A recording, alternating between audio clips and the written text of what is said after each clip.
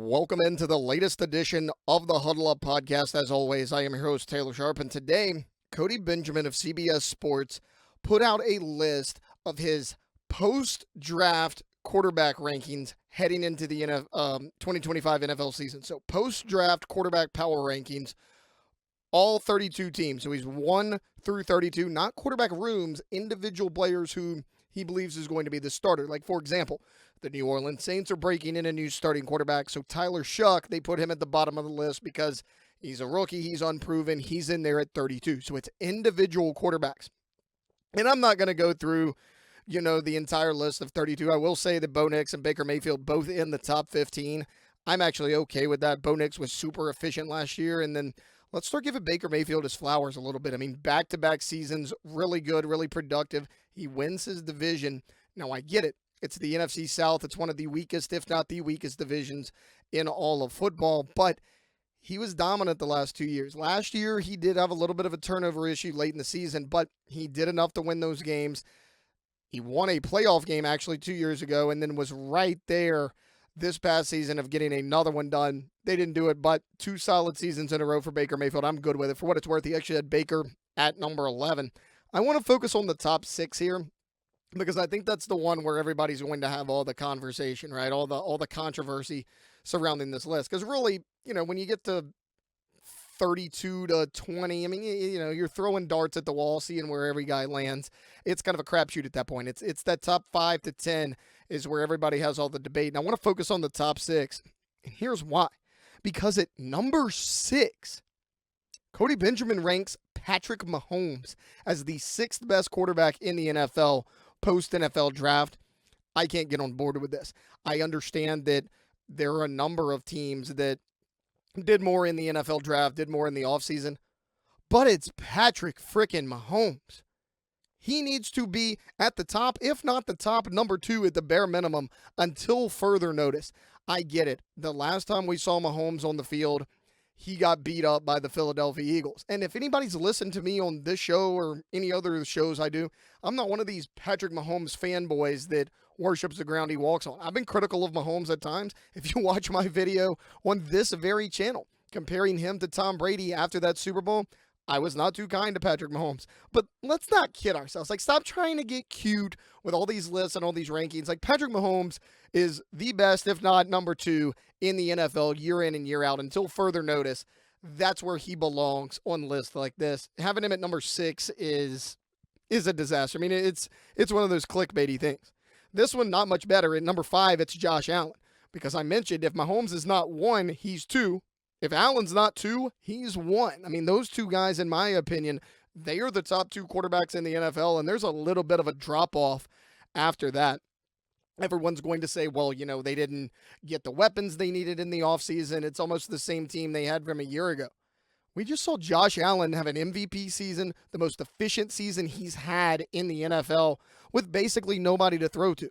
A lot like Patrick Mahomes. For me, with Josh Allen, it doesn't really matter the weapons around him. He's that good. He's that talented to have success regardless of who his teammates are. That's what makes both of those guys, Mahomes and Allen, in my opinion, so special, because they can do things like that, and it doesn't really matter who their teammates are. At number 4, he has Lamar Jackson.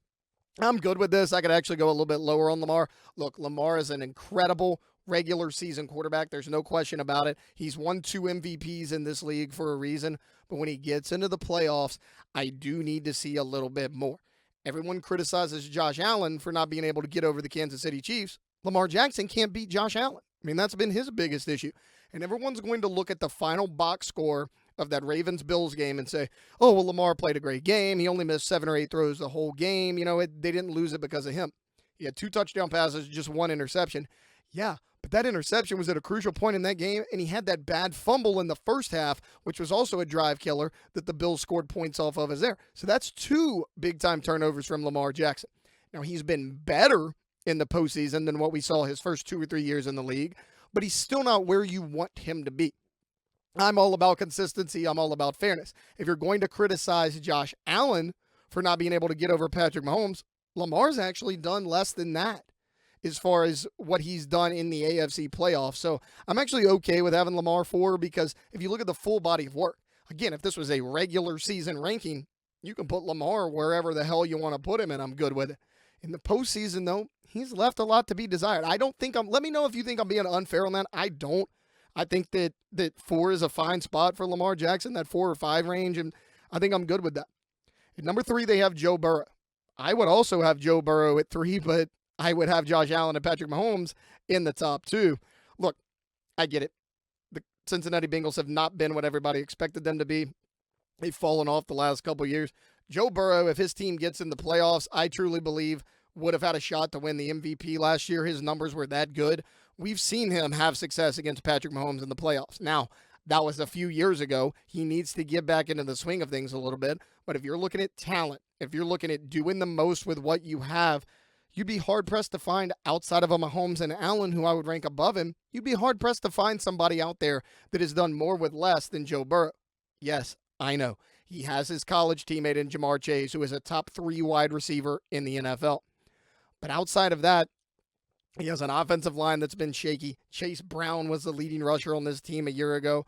And you have T. Higgins. He's got weapons, but that offensive line in front of him, Burrow's having to get rid of the ball quick. He very rarely has a clean pocket. That's what I mean about the team around him. Not the weapons on the outside. Those 2 guys are studs. I'm talking about the 5 guys in front of him that are trying to block for him. And Burrow's done a good job of keeping his composure. The defense is atrocious in Cincinnati. That's a big reason why they haven't been able to win these games. But Joe Burrow's been good. Now, do I want him better late in games? Yes, I do.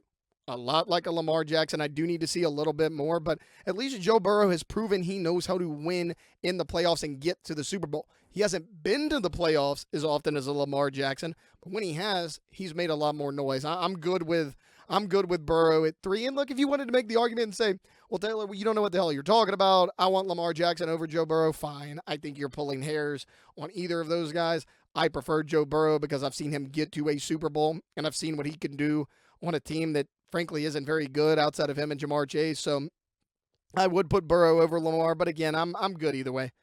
At number 2 on this list, they have Jalen Hurts. Now, I think Jalen Hurts is in the top 5. I would probably put him at 5. Again, you want to talk about team success. He's got it, right? He just won a Super Bowl, and he played well in that Super Bowl. You know, I've been guilty a lot of times of saying, hey, Jalen Hurts is on this incredible team with the Philadelphia Eagles. They don't ask him to do a ton. And while you may think that's true, I've changed my tone a little bit because he's executing. He's doing exactly what they ask him to do. It's a lot like the Brock Purdy situation. People want to downgrade Brock Purdy and say, oh, well, he's had all these weapons around him. You can only control the situation that you're in. And Jalen Hurts has done a really nice job. Would I put him over Joe Burrow? I would not, at least not yet. I get it. He's got the Super Bowl win. He also has an incredibly talented team around him. I'm good with him being firmly in the top 5, though. 2's a little rich for me. Before we get to number 1, I do want to mention it was Patrick Mahomes 6, Josh Allen 5, Lamar Jackson 4, Joe Burrow 3, and Jalen Hurts at number 2.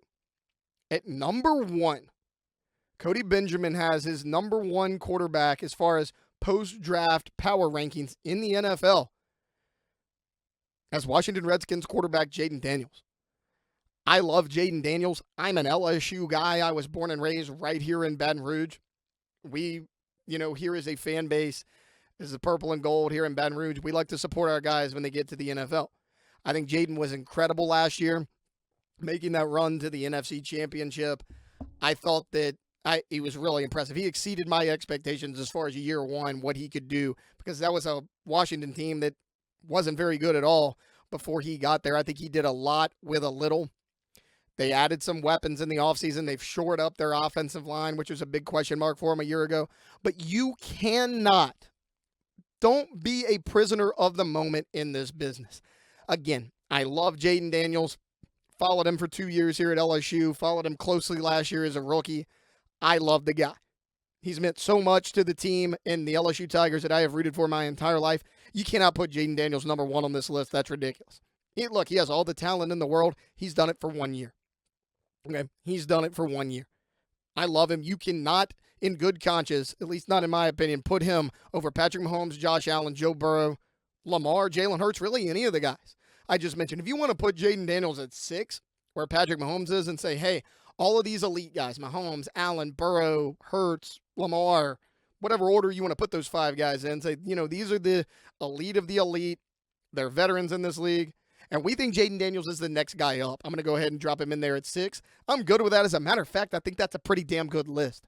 But to put Jayden Daniels number 1 overall, again, I get it. They've added weapons. Terry McLaurin is a stud. He's one of the most underrated receivers in this league, in my opinion. They added Deebo Samuel. He can catch passes for you. Hell, he can play running back for you if you need. You still have Brian Robinson Jr. I mentioned earlier that they've shored up that offensive line. I think they've made some nice moves on the defensive side of the ball as well. I think as a team, Washington's going to be one of the best teams, if not the best team in the NFC. I expect big things from that team this year. You cannot put Jayden Daniels number 1 on this list. You could put him as the top guy we think is going to break out, the next big thing in the NFL. If that was the title of this list, I would be good with it. But it's not. It's quarterback power rankings post-NFL draft. I get it. Patrick Mahomes got his butt kicked in the Super Bowl, flat out. Last time we saw Josh Allen on the field, he was losing to Mahomes. And I get that's why he put Jalen Hurts at number 2, because he just won the Super Bowl. But Hurts, Allen, Burrow, Mahomes, Lamar, I think Jayden could potentially be on the level of those guys here very shortly, in a matter of about 2 years. But he's not there yet. Now, if you want to look at this as these are my projections, I think this is where they're going to finish this year. That's fine, but really until further notice, I think it's Patrick Mahomes and Josh Allen 1 and 2.